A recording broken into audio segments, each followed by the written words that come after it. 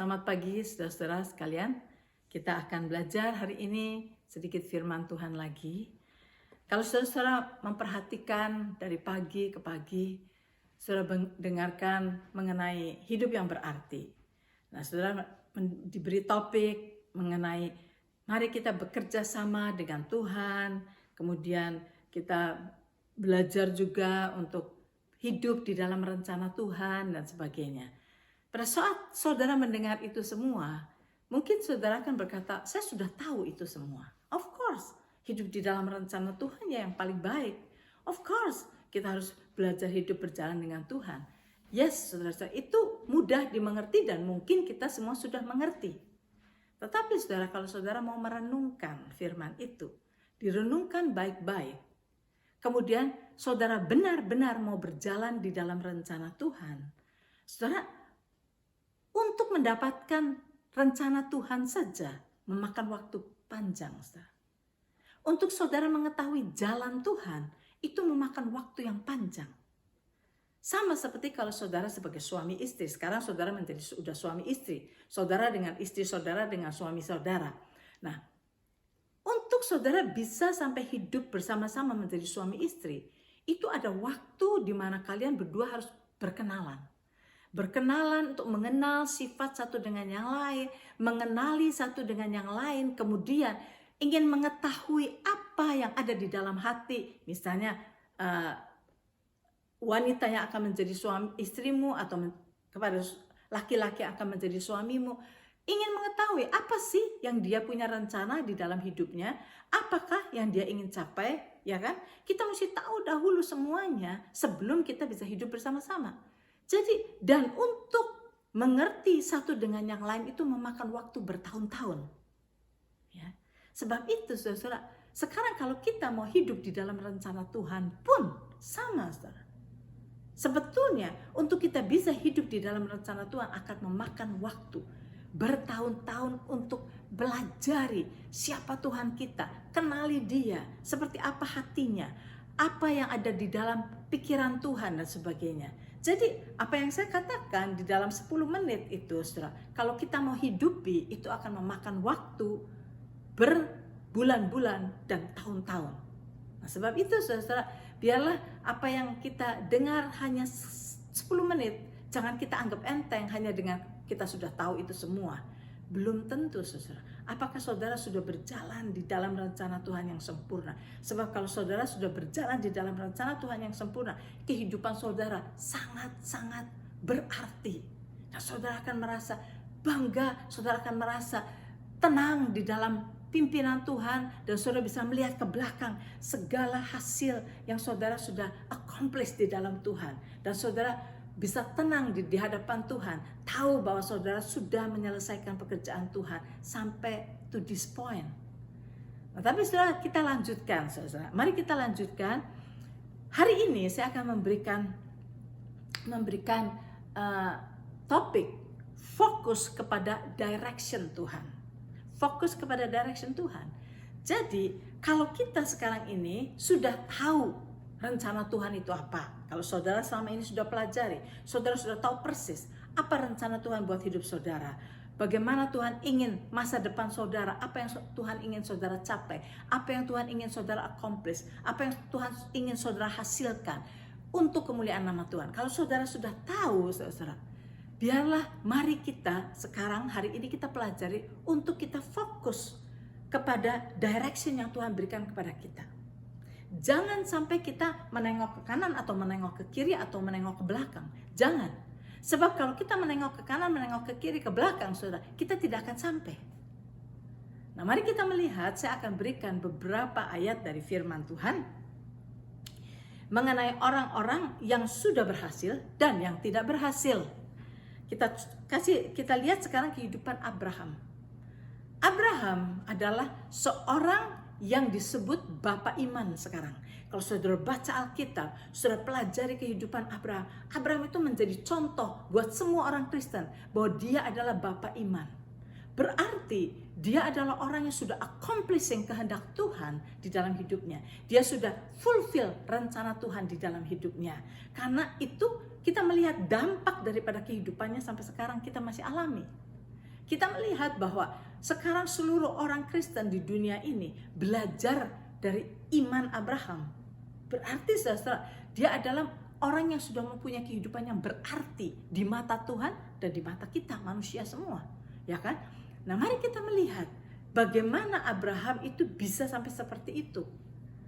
Karena saudara, pada saat pertama Abraham itu orang yang tidak tahu Tuhan, gak kenal Tuhan, saudara. Tapi Tuhan panggil dia.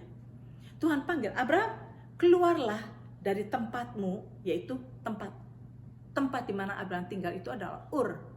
Pergi dari situ. Tuhan berkata, keluar dari sana dan pergilah ke tempat yang aku akan tunjukkan kepadamu. Nah, saudara, Abraham mendengar Tuhan berbicara, Abraham langsung jalan, sudah berangkat. Dia menurut, padahal dia tidak tahu kemana. Nggak ada nama destination-nya kemana, itu nggak ada. Tuhan bilang, just ikuti aku. Dia langsung berjalan, saudara. Begitu imannya itu, dia menurut kepada Tuhan. Dan begitu dia berjalan mengikuti Tuhan, dia fokus kepada Tuhan terus. Saudara perhatikan ini. Sehingga dikatakan di dalam Ibrani pasal 11 ayat yang ke-15. Kalau saudara mau baca Ibrani pasal 11 ayat 15, saudara boleh tulis dan nanti baca lagi, renungkan. Dikatakan begini. Ini bicara mengenai Abraham. Ayat ini berbicara mengenai Abraham dan Sarah. Dikatakan di sini. Dan kalau sekiranya dalam hal itu mereka itu Adam dan Abraham dan Sarah, mereka ingat akan tanah asal yang telah mereka tinggalkan, maka mereka cukup mempunyai kesempatan untuk pulang ke situ. Sekali lagi saya bacakan. Dan kalau sekiranya dalam hal itu mereka ingat akan tanah asal yang telah mereka tinggalkan, maka mereka cukup mempunyai kesempatan untuk pulang ke situ. Jadi saudara, ayat ini menyatakan bahwa Abraham dan Sarah itu begitu meninggalkan Ur, dia tidak pernah menengok kembali ke belakang. Tidak pernah. Dia berjalan terus fokus kepada direction yang Tuhan suruh dia jalan. Itulah yang membuat Abraham itu bisa menjadi bapak iman. Itulah yang membuat Abraham bisa berhasil di dalam kehidupannya mengikuti Tuhan, melakukan apa yang Tuhan suruh, dan mempunyai anak cucu sekarang yang seperti Tuhan katakan.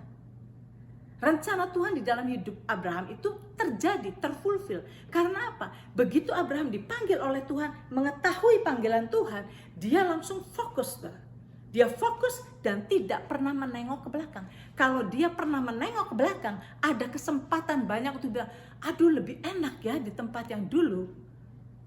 Saudara tahu ada banyak orang Indonesia juga yang punya rencana datang ke Kanada atau ke Amerika, tapi sudah sampai di sini kelihatannya hidupnya nggak gitu enak. Balik lagi, banyak kan? Nah, saudara lihat di sini.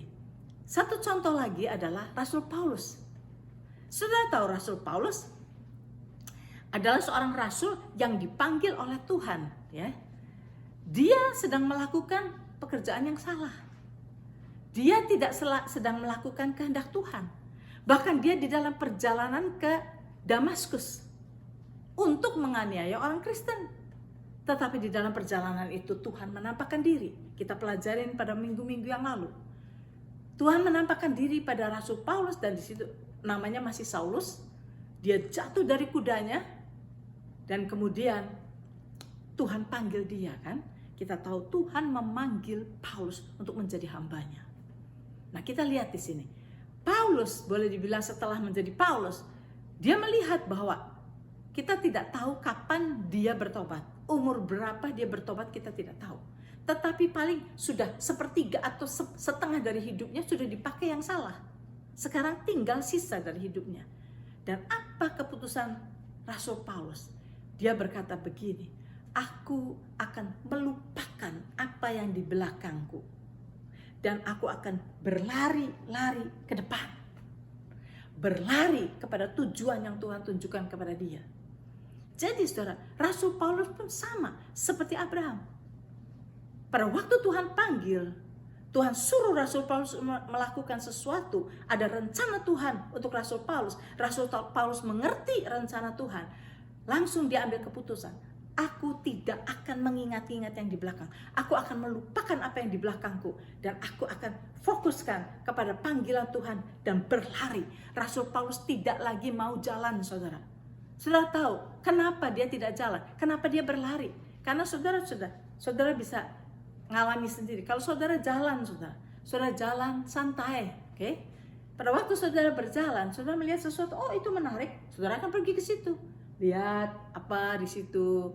Setelah lihat-lihat, oh jalan lagi, balik lagi jalan. Ada sesuatu yang menarik, pergi ke situ lagi. Saudara akan wasting time karena saudara lihat sana, lihat sini. Tapi kalau saudara lari, orang yang lari itu mempunyai tujuan. Saya harus reach to the destination. Saya harus capai destination itu. Dan saya tidak boleh membuang-buang waktu. Soalnya itu dia lari, maka dia bisa sampai dengan cepat kepada destination yang Tuhan suruh. Dia bisa fokus kepada destination yang Tuhan suruh, kepada rencana Tuhan yang sempurna. Nah, ini yang Rasul Paulus lakukan. Dia berlari dengan melupakan apa yang di belakang.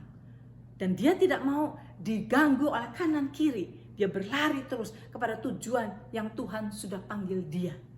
Nah, saudara, 2 contoh yang akhirnya Rasul Paulus berhasil. Di dalam 2 Timotius pasal yang keempat, kalau gak salah yang terakhir, dia berkata, aku sudah sampai garis akhir. Aku sudah menyelesaikan pertandingan iman yang baik. Saudara lihat di sini, Rasul Paulus berhasil, ya kan? Nah, 2 orang berhasil. Mari kita melihat orang yang tidak berhasil. Saudara ingat akan Lot, istri Lot, saudara ingat kan? Nah, pada itu zamannya Abraham. Pada waktu Tuhan mau menghukum Sodom dan Gomora, saudara, di situ karena kejahatan 2 kota itu, Tuhan berbicara kepada Abraham kan? Nah, kemudian Abraham tawar-menawar dengan Tuhan. Tuhan, masa kan 1 kota, 2 kota mau dihancurkan? Bagaimana kalau ada 50 orang benar, kata Abraham. Bagaimana kalau ada 50 orang benar? Masa Tuhan hancurkan semua? Masa 50 orang itu akan dibinasakan? Tuhan berkata, no. Kalau ada 50, tidak. Kita tahu Abraham nawar. Bagaimana kalau 45? Bagaimana kalau 40? Bagaimana kalau 30? Dia tawar sampai terakhir. Tuhan jangan marah. Bagaimana kalau ada 10 orang benar? Apakah Tuhan mau hancurkan? Tuhan berkata kalau ada 10 orang tidak akan dihancurkan. Nah, saudara lihat di sini. Akhirnya Sodom dan Gomora harus dihancurkan. Tetapi Tuhan ingat kepada Lot. Itu yang Abraham concern. Itu kan keponakan Abraham. Tuhan kirim malaikat kepada Lot. Dan kemudian Tuhan berkata, malaikat itu berkata, kamu cepat lari. Karena kota ini akan dibakar oleh Tuhan. Lari dengan istrimu, dengan kedua anakmu, lari. Tetapi pada waktu engkau lari, jangan menoleh ke belakang. Jangan menoleh ke belakang. Saudara tahu ceritanya. Mereka lari. Tetapi pada waktu mereka lari, istri Lot merasa sayang kepada hartanya, rumahnya, tempat tinggalnya, barang-barangnya di sana. Sebab itu dia tidak tahan. Dia menengok ke belakang. Pada saat dia menengok ke belakang, dia menjadi tiang garam. Mati, saudara. Menjadi tiang garam.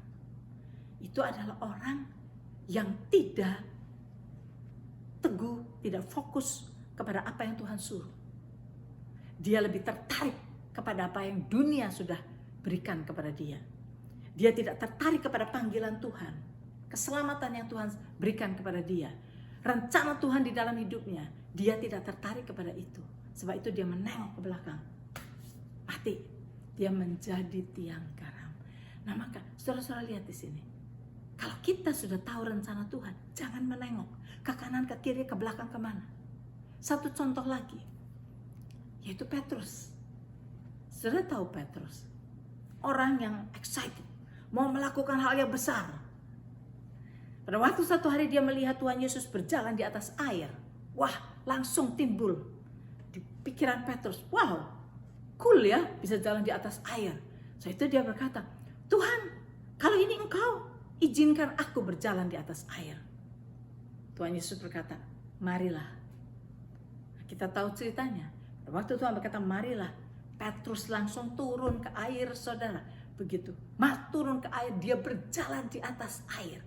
Dia benar-benar satu-satunya manusia yang pernah berjalan di atas air selain Yesus. Dan dia berjalan dengan iman di atas air.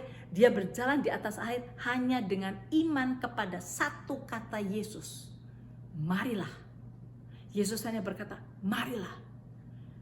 Dan Petrus percaya pada perkataan Yesus dan dia berjalan. Saya lihat, dia jalan di atas air. Tiba-tiba dia merasakan angin. Dan dia mulai menengok ke kanan dan kiri. Begitu dia menengok kanan kiri, tenggelam dia. Situ kegagalan Petrus. Saudara lihat di sini. Ini yang saya diingatkan oleh Tuhan pada hari ini.